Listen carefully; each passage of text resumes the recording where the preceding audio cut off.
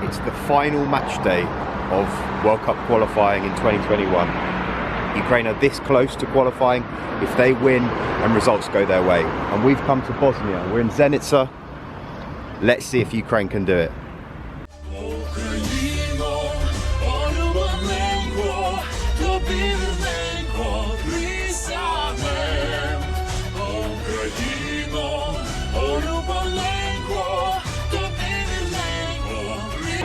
Prognoz na mecz.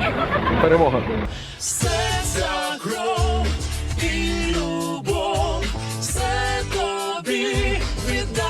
Боротьби за Україну, за її волю, за честь і славу, за Україна, Україна,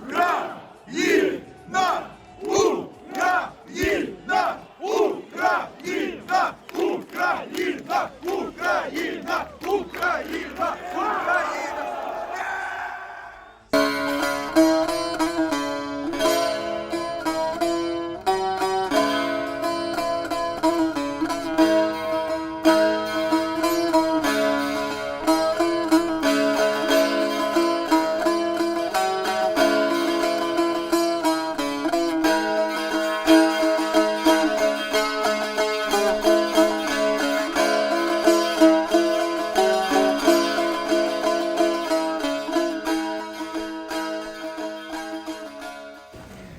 Hello from Sarajevo, Sarajevo, whatever you want to call it, the capital of Bosnia and Herzegovina.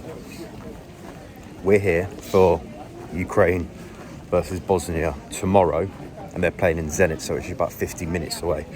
But this is the capital, one of the most sort of multicultural Balkan nations. Quite a cool city.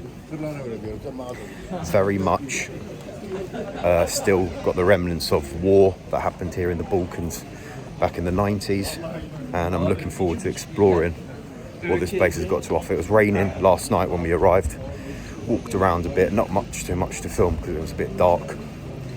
Let's go see some sights and learn a bit more about this quite unique and not very well known country. Yeah, I mean, this place honestly is mental. Like, in the valley, we're currently in Stary Grad, aka Old Town. Just come from over there, we're going back there shortly.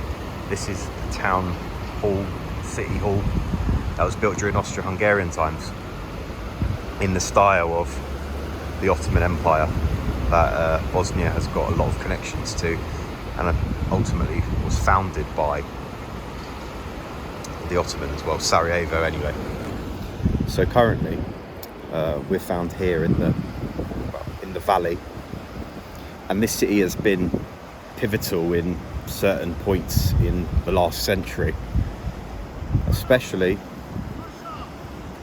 during the 90s, when this city for like over 1,400 days was sieged. It was shelled, bombed. Met up with a friend last night, and he was telling me how difficult it was to live here during that time. To, you know, hear like whistles and the whistling of mortars and stuff go past your house, and thankful that it didn't hit yours. And I think, well, a lot of the people here still have got quite personal connections to that. Obviously, it was only less than 30 years ago, 25 years ago. So exciting to see maybe a bit of what impact that has had on them right now. But in general, right now they live in peace, especially this city, very peaceful. You can get a cable car up there, by the way. There is the famous Sarajevo cable car, all the way to the top of the mountain, so you can see over the valley where the Bosnian Serbs live, or the Serbs. So City Hall right here housed over 2 million books in like Bosnian and many other languages and stuff, and that was all destroyed, shelled, put on fire during the Bosnian War. So this has been completely rebuilt since then.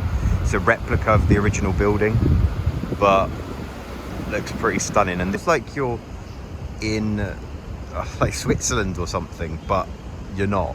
You're definitely not. There's like the whole Turkic influence going on over here, but then you're also in sort of, well, central southern Europe, so it's all quite a big paradox, but it's very interesting.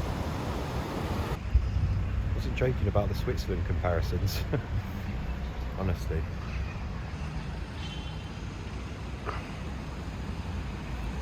It is stunning around here. Right here is probably one of the most famous bridges of the 20th century.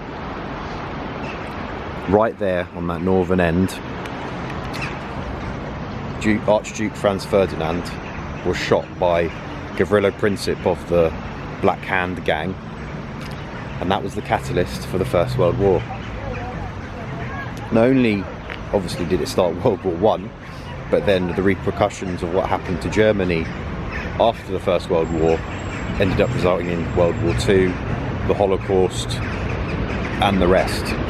So it is quite amazing that, well, Sarajevo, which was under the Austro-Hungarian Empire before World War One, and then obviously after World War One, the Austro-Hungarian Empire collapsed, and it was right here that started that all on that bridge when Archduke Franz Ferdinand was shot.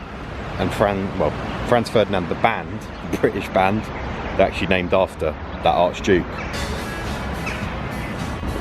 Lovely views.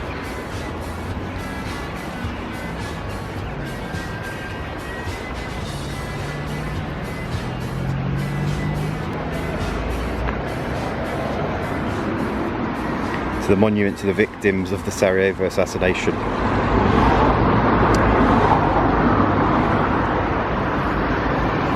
I assume that monument used to be there, but it's since been destroyed. Oh, it was removed in like February 1919. Interesting. Just look at those foothills, man. Mountains, whatever you want to call them. So epic. So here you go. Got the old coffee in the cup. Pour it into here. Basically, look how thick that is. It's not chocolate.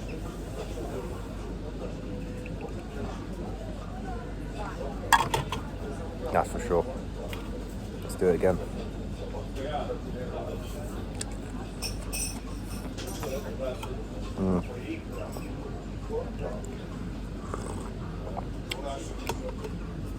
That's good shit. And then got a cube of this like coconut sweet. Right, plain Turkish delight. Quite nice. All for £1.50 roughly. Not bad views from where we're sitting either.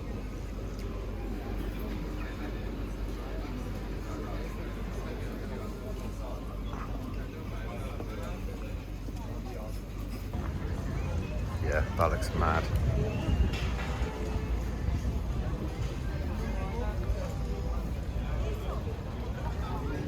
And now we've come to the Sebil, or Sebil, however you pronounce it. It's an Ottoman Empire fountain that was first built in the 1700s.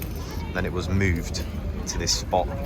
Got the mosques going on, this square, and it's rumoured that if you drink from this water, you will return to Sarajevo once in your life again. So we had some water last night off camera, but obviously we've got to try a bit of this tap water going on from here. So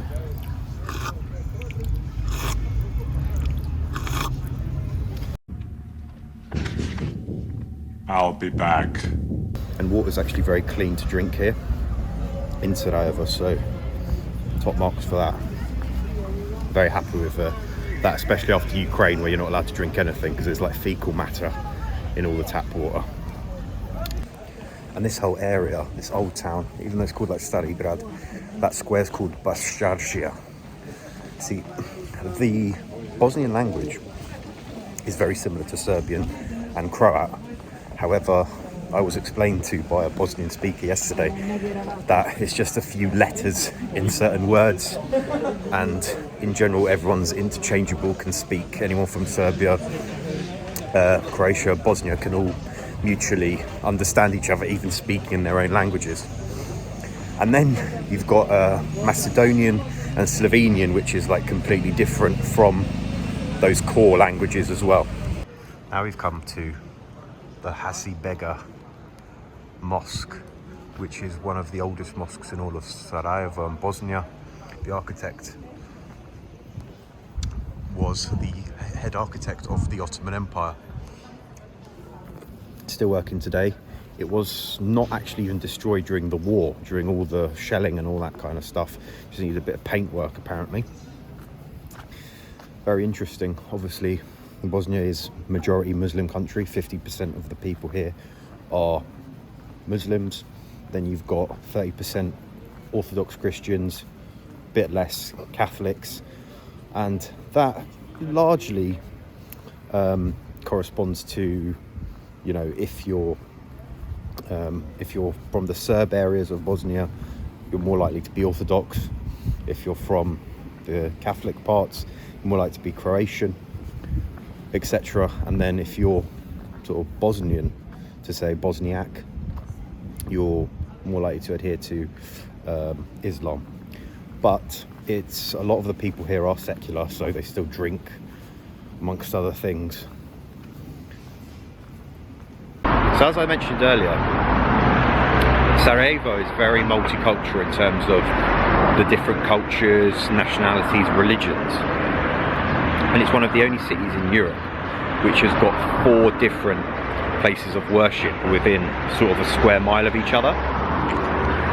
So right here, you've got a synagogue, you've got the mosque that we've just been to, and now we're going to go and see another 2 places of worship that is literally just a stone's throw from this synagogue, from the mosque. Can you guess the other 2? I think it's pretty obvious. I think the synagogue's actually closed now and it's just a museum, a Jewish museum, but still, it used to have that connotation. Lviv, is that you? Of course not, but just like Lviv, Bosnia has got close ties to the Austro-Hungarian Empire, hence the similarities in architecture in a lot of areas. And you've got another mosque here and a old Islamic cemetery. Islamic headstones, very unique. I think the more modern ones are literally just sort of like white cylinder type things, but as you can see, these were the old stones. And here's the next place of worship, the Cathedral of Sacred Heart Cathedral. Got a nice little monument here to good old Pope John Paul II, who visited here in the 2000s, early 2000s, similar to how he did in Ukraine. And this is for the Catholics of the city. And that's just literally a 5-minute walk from the synagogue, from the mosque. So it's all together. And here you've got the Orthodox Cathedral. So obviously all the Orthodox are some old men playing giant chess. As you can see, that's got the old influence of the Austro-Hungarian Empire in particular. Typical of something you might see in Lviv. And then you've got the sort of Balkan style churches, Orthodox style, going on here. Do you know what, it's been a while since that I've had a new Fanta that I've sort of never heard of, and it's not been some sort of knockoff cheap export that you can get in a corner shop in London and then you can get that everywhere else. But here in Sarajevo, they've got a very cool flavour. You see that? Fanta Tropicool. I'm looking forward to this one. So just opened it and it's spilled everywhere. So we've ditched the cap and we're just gonna deal with this shortly. Let's see what it's saying. Tropical.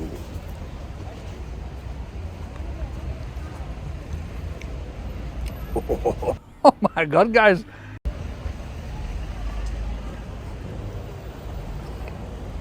That is up there. That is right up there. It tastes a bit like mango boba tea, if you've ever had that. Like the juicy kind.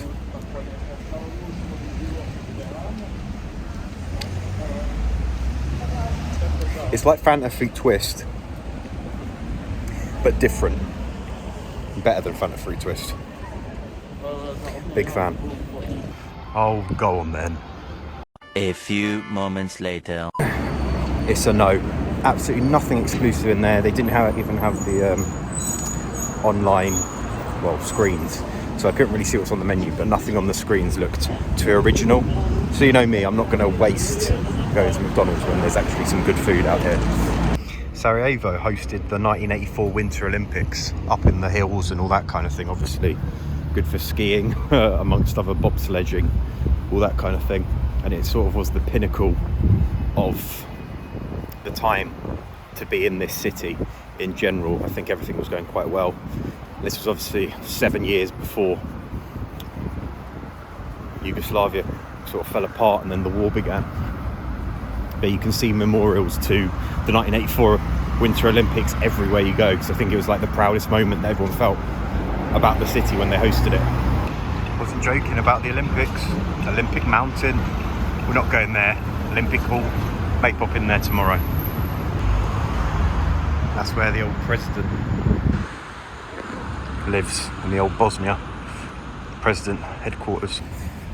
And that's pretty complicated as well. We're not going to go into too much detail, but essentially Bosnia's got 3 heads of state. One's an ethnic Croatian, one's ethnic Serb, one's an ethnic Bosnian, and then they like shift in cyclical patterns when they're in charge, and a lot of things has to go through all 3, and that's mainly down to, as I already mentioned, I think towards the southwest there's like a lot of Croatians, Bosnian Croatians, up around the north down to the east there's a lot of Bosnian Serbs, and then sort of in the middle in the Herzegovina region as well there's all the Bosniaks, Bosnians as you can call them, hence why that's all needed, and it's essentially a federation in order to prevent, the repeat of war as we had back in the 90s. So during the early years of the war, this place was sieged or hit in the siege about 100 times. And we're currently found ourselves on one of the most famous streets during the Bosnian War, called Sniper Alley. So this was one of the most deadliest places to be, because snipers, etc., from all their foothills would shoot down and just pick people off, civilians, whatever. There's just videos of people like dashing through little gaps and things to ensure they didn't get shot. And this was like the reality for citizens of Sarajevo for 4 years, 92 to 95, 96. Absolutely crazy to even think that. But evidently that came to an end, that war. Dayton peace accords were signed. Many of the war criminals that were involved in that have since either died, killed themselves, or are on trial at The Hague. And sadly, it's not the most recent war in Europe. As we all know, war continues in Ukraine to this day. There you've got the old Hotel Holiday and these 2 skyscrapers, which also were affected during the war.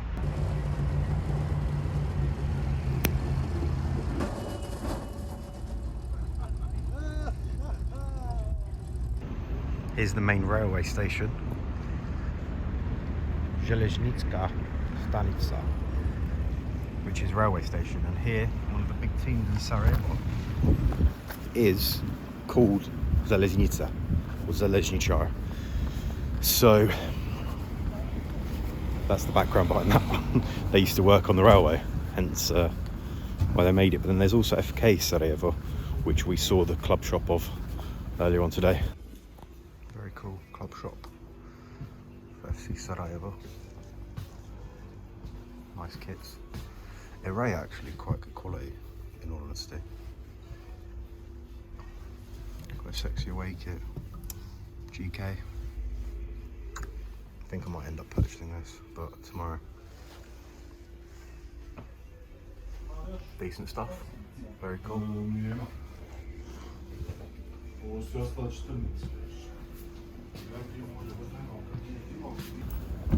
We have to get a bus to Zenica now, because the old press conference is starting soon and it's an hour away, so we need to get there because it's not very straightforward.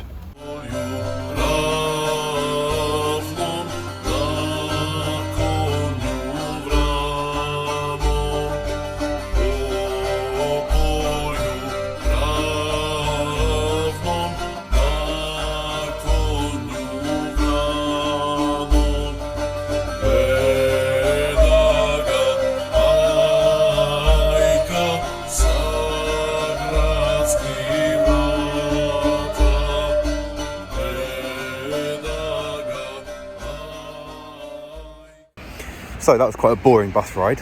One thing I did notice that all the motorways, there's like no lighting, not too dissimilar from Ukraine, but solid roads, pay tolls like every single however long. Evidently that money's going to good use. So we're currently in Zenica for the press conference and a bit of training, and then we're heading back to Sarajevo for this evening, have some food, all that interesting stuff, before we come back here tomorrow. Just had the press conference. Petrakov seems coy. He was asked a question about the fact that the manager of Bosnia said earlier today that he's going to be throwing a completely experimental reserves lineup tomorrow. Petrakov just shrugged his shoulder and said, I don't know anything about that, we'll see what happens. He was asked about his approach to publicly criticising players in press conferences, etc. His response was experience, because now he doesn't do that anymore so publicly. He's learnt his lessons, you can say, and in general it seems like quite a positive atmosphere. I asked a bit of Viktor Tsahankov, whose birthday is today, 24 today, the day before the game. He says that we're going to celebrate in a minute, we're going to give him a shirt, and then tomorrow hopefully he can give Ukraine a present with a good game, with a goal, whatever like that. So interesting.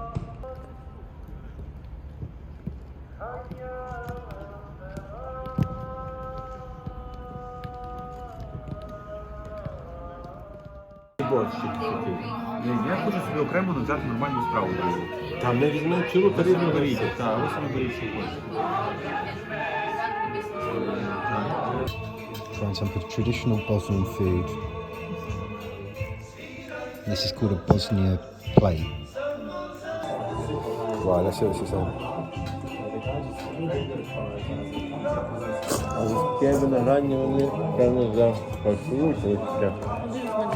This tastes like Ukrainian holubtsi, really.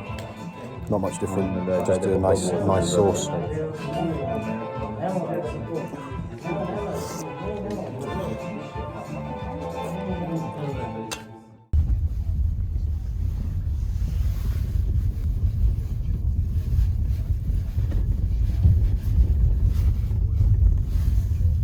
So it's match day and we've come up all the way into the mountains to see something pretty cool.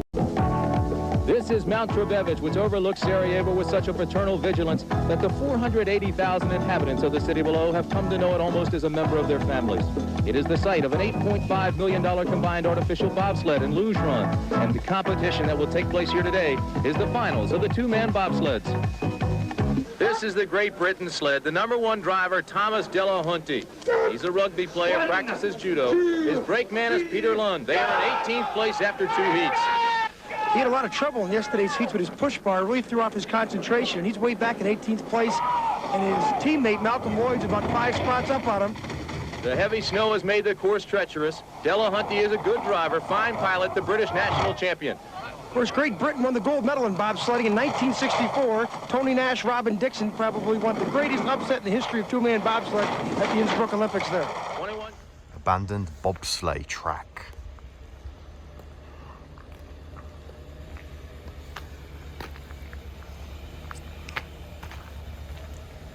Where obviously the 1984 Sarajevo Olympics took place. I think we're going to go on a bit of a stroll around here.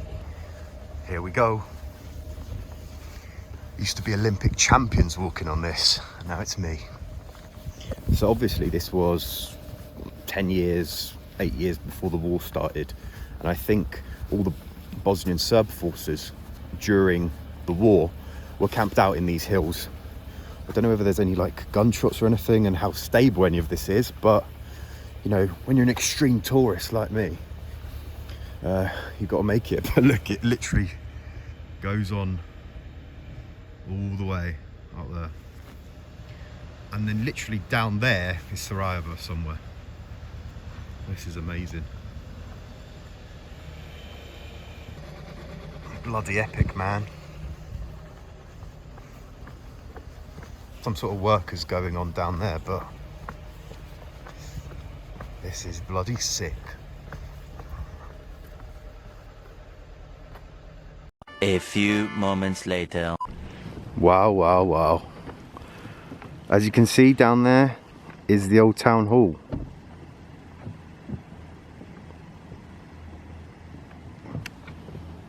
Old town Sarajevo. Amazing. That just looks absolutely insane. Watch out for the old cable car. It really is. And just to prove that I've been here. Amazing. That's mad. Wow.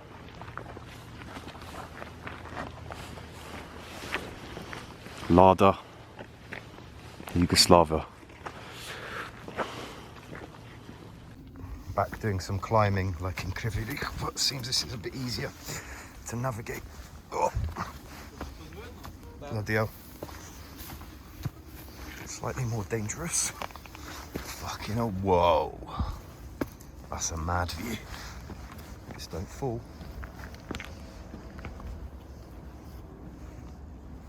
That is world class. Beautiful. So like I said, there's a mishmash of Serbs, Bosnians and also Croatians here. But we're currently in the Republic of Srpska. Let me show you. So as you can see, there's the Serbian flag. Welcome to the Republic of Srpska. Gonna try some baklava, some other baklava and some of this cake. It's all pistachio based.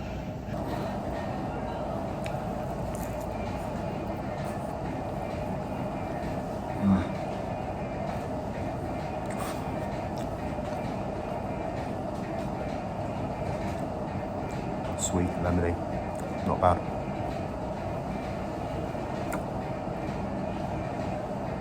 Try this one.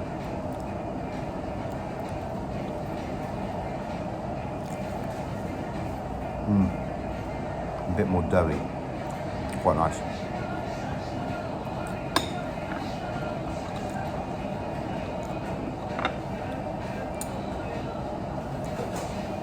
And then the grand finale. This sticky thing.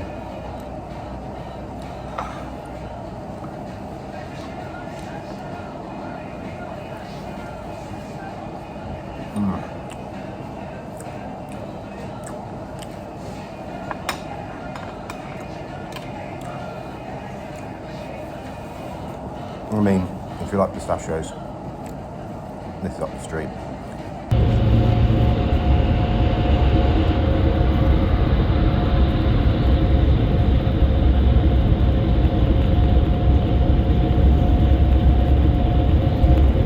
So we're We're here in Zenica, which the local town, the big club is called NK Chelik.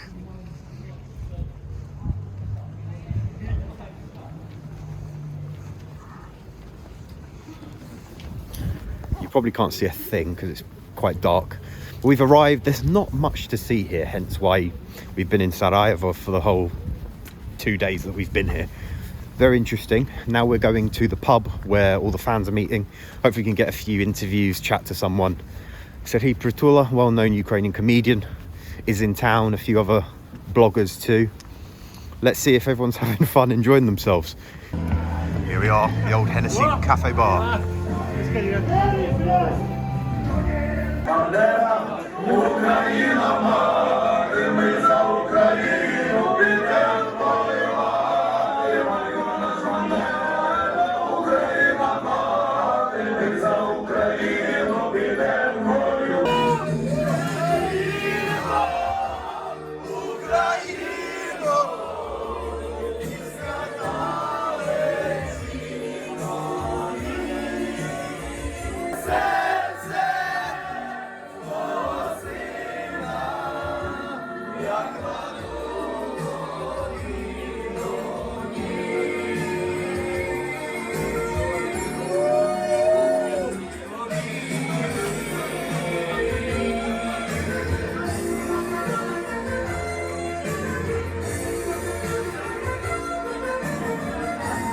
Славу за народ, за її волю, за честь і славу за народ, за Україну. Червону руку не шукай вечорами, ти у мене єдина, тільки ти, воїн, бо то є чистая вода, то є быстрая вода, синів. As you can see, we're on the fan march right now. I just love this vibe. It's honestly top stuff. Look, all the traffic's cut off. We've got the police escorting us. We've got the old Chernihiv guys.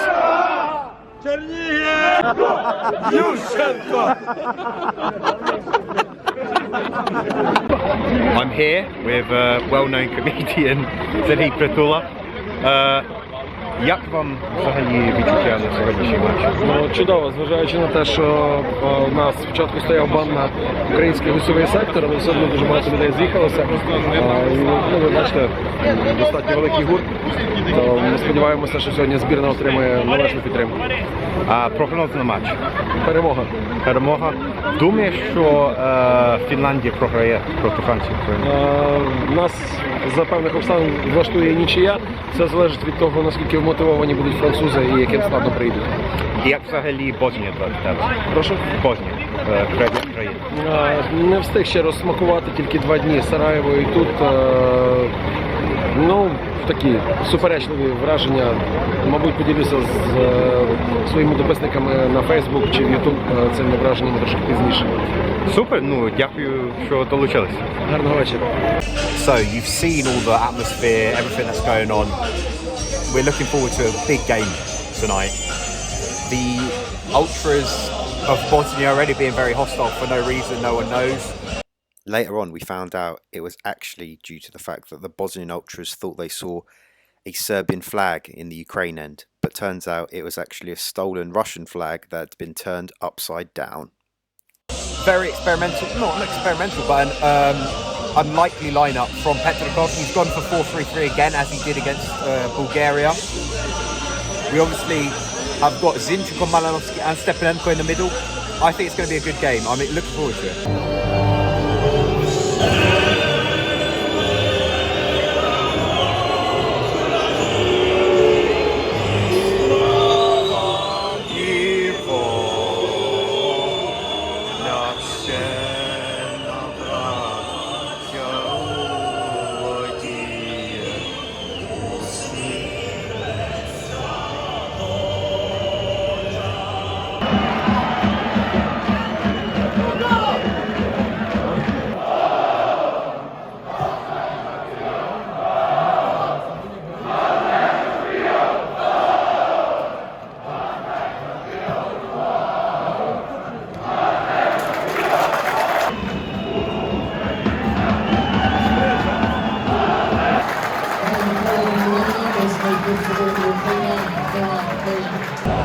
Yep, that's half time. 0-0. Jora Bushjan has just saved Ukraine from going 1-0 down at the break. There's just a lack of creativity. Malinovsky not having the impact that we wanted. This team's lacking Shaparenko today. There's lack of creativity in the middle. It's weird, they're not used to playing 4 at the back after having played most recent matches with 3 at the back. It's weird. I don't know why Petrakov's gone for the risk today, just throwing that in. Bosnia have been up for it. They've not been sitting back at all. We'll see. That second half needs to be much improved and some changes need to be made because otherwise Ukraine aren't making those playoffs. Half-time in the other game, 0-0 too. So we're currently needing a win. A 1-0 win will do, but you know, you can't bank on that. Ukraina, Ukraina, Ukraina, Ukraina, Ukraina, Ukraina.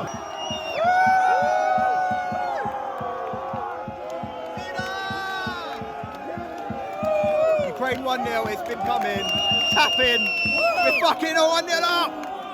Ukraina, Ukraina, Ukraina, Ukraina, Ukraina, Ukraina. Хуйло! Хуйло!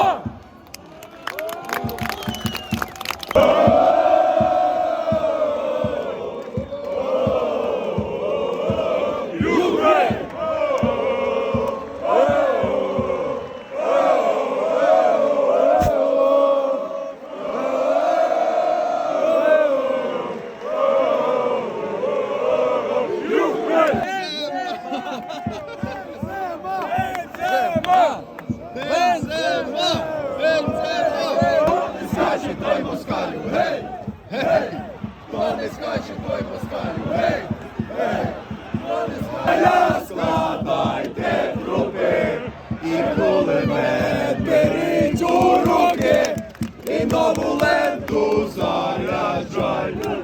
Бий москаля! Бий москаля! Бий москаля! Складайте трупи, ще кулемет беріть у руки і нову ленту заряджай. Бий москаля! This guy's going to get goal number 2, I'm telling you.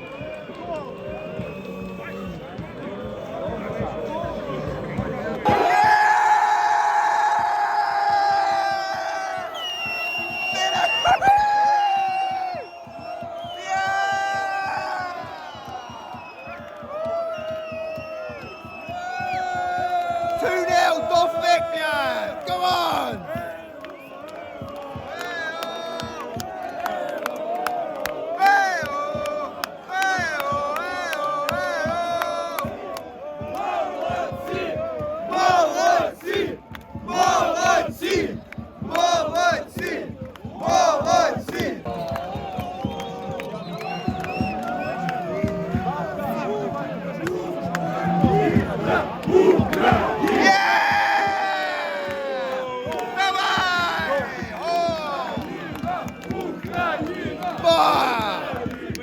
Україна вперед! Україна вперед! Гей! Ми з тобою, Україно! Гей! Ми з тобою, Україно! Гей! Ми з тобою, Україно! Гей! Ми з тобою, Україно! Душу й тіло ми положим за нашу свободу. Покажем, що ми браття козацького роду. Давай! Одна, єдина, свободна Україна! Одна, єдина, свободна Україна! Одна, єдина, свободна Україна! Одна, єдина, свободна Україна! Одна, єдина, свободна Україна! Крим – це Україна! Крим – це Україна! Крим – це Україна! Крим – це Україна!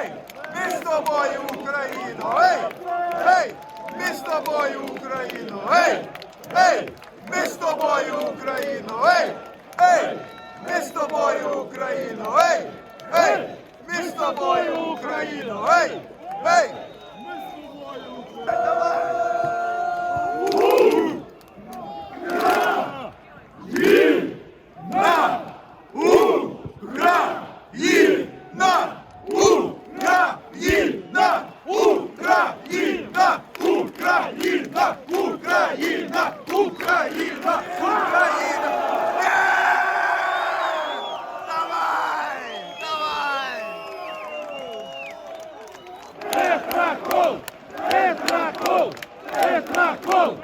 Petrakov! Petrakov! Гей, ми приїхали, щоб перемогти! Гей, щоб перемогти! Гей, щоб перемогти!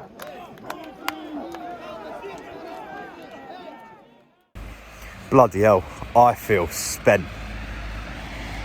That was a draining game to watch. First half, terrible. Second half, we got the job done. Petrakov in good mood. Tomorrow he's going to be made the permanent Ukraine manager. They're going to remove the acting from his title. Well deserved. He's taken Ukraine to the playoffs. He's going to hopefully take them from the playoffs to the World Cup finals and see what happens there. He's won World Cup before with the under 20s. Come on.